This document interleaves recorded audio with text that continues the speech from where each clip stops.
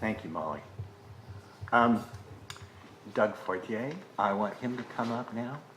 Now, he's going to surprise me as well as you because last minute he says, I'm not going to read that. I'm going to read something else.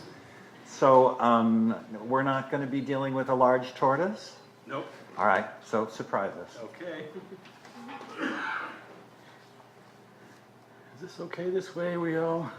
It seems like it's too high, but can I, just a tad. I think we can still hear, okay.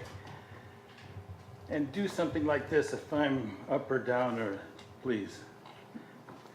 The story's called Guilty by Association,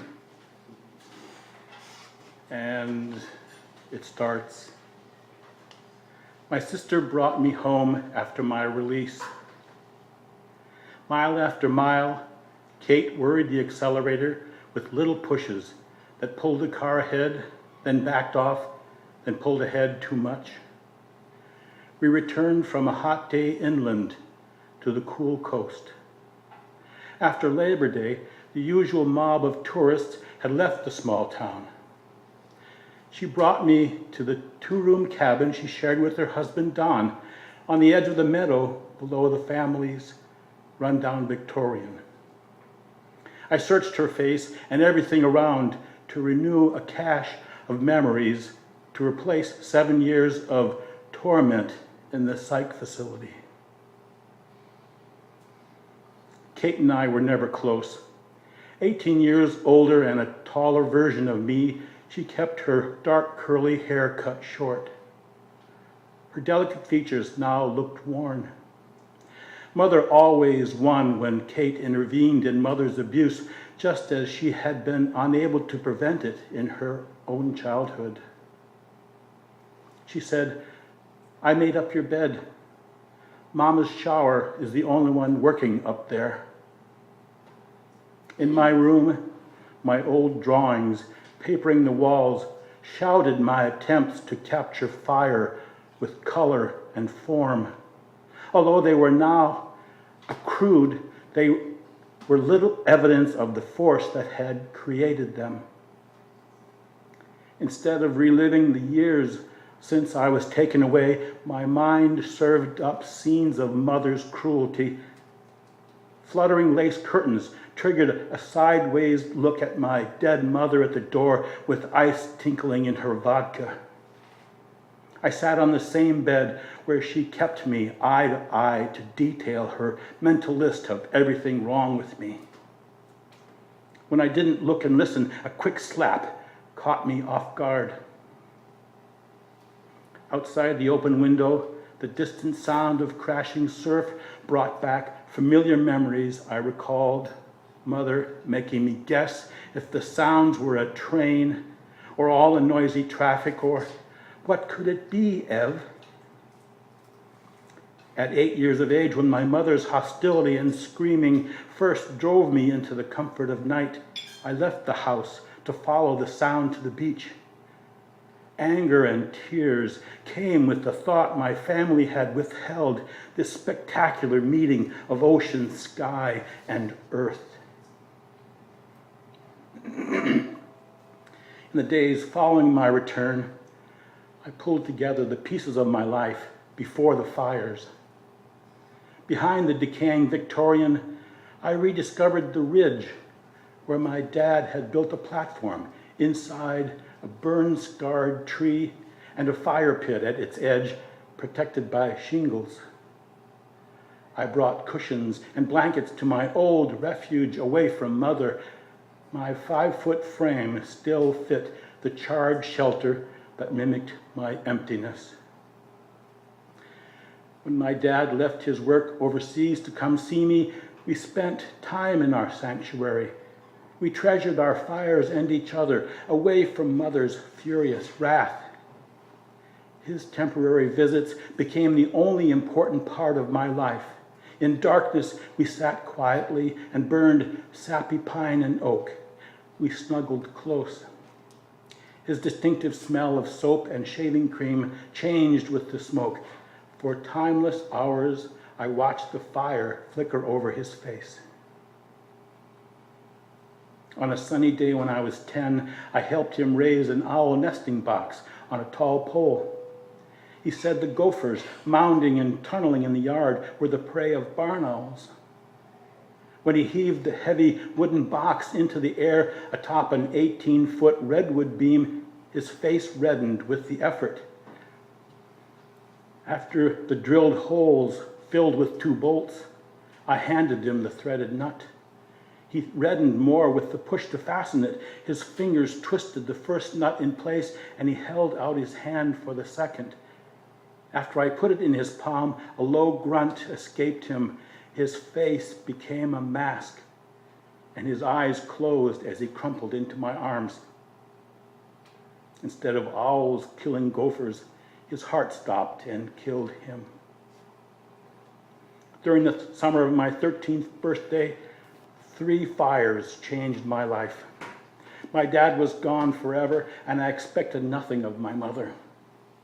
By that time, I wasn't only wandering the backyard, I'd made a game of walking in the shadows of the neighborhood and down around the beach. I slept during the day and didn't respond to my mother's tricks and abuses.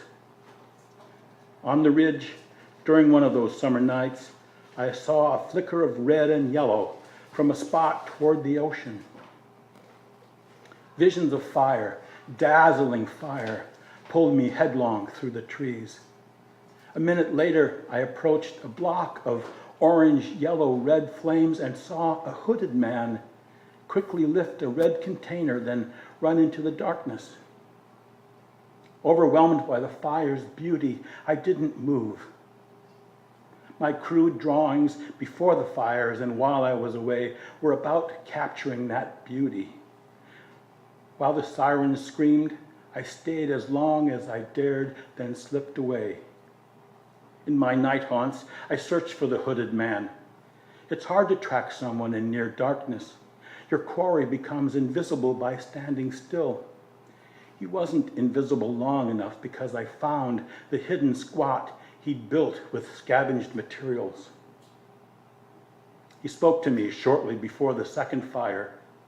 The moon was nearly full as I walked on a path to the beach among the brambles. I froze in the twilight when his deep voice startled me. "You like fire, boy?" Who would talk to me of fire? "I saw you at the house. Did you like it?" "You must be more careful, Everett. You almost stayed too long." I was horrified he knew my name. "There will be another one soon." I became afraid and stepped back a dozen paces toward my refuge. Shortly after the full moon, I sat in semi-darkness on my platform, surrounded by a down jacket.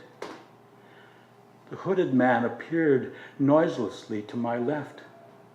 Although I couldn't see his face, I wasn't alarmed by his presence. At the end of his extended hand was a long plastic barbecue lighter. I took it. I walked down the ridge and I pulled my jacket tighter to follow him. A red can of kerosene waited at an empty rental house across the fence from the first fire. I'd watched people come and go there for a long time.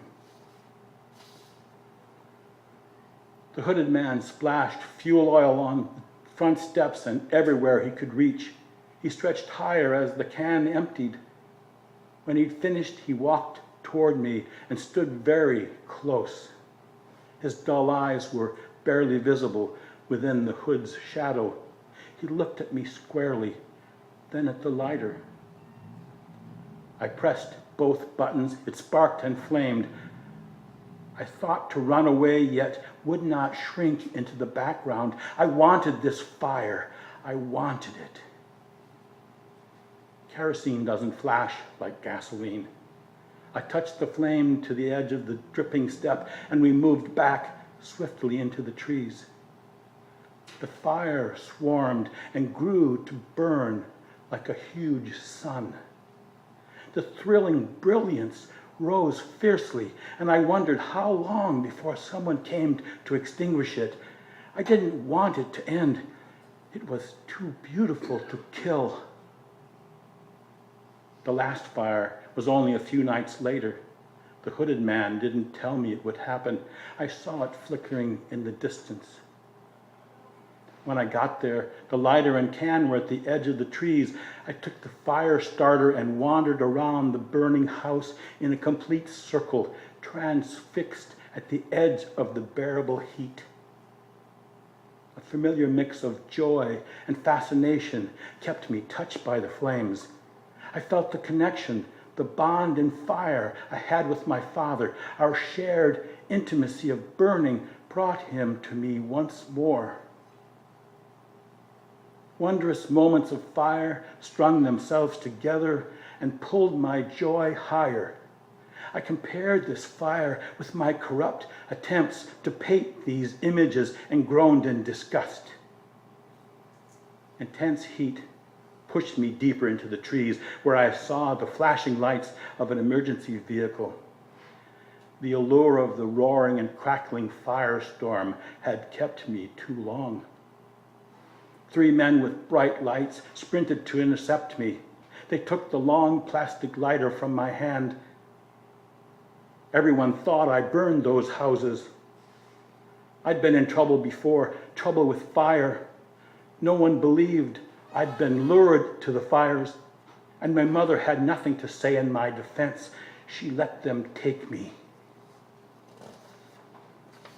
Alcohol destroyed her liver while I was gone. I'm glad she's dead.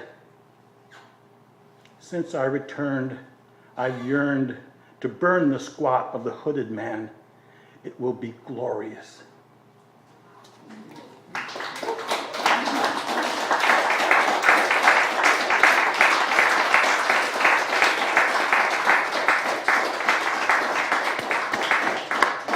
That was more than a surprise, guy. I want to find out where we're going with the next chapter, or wherever.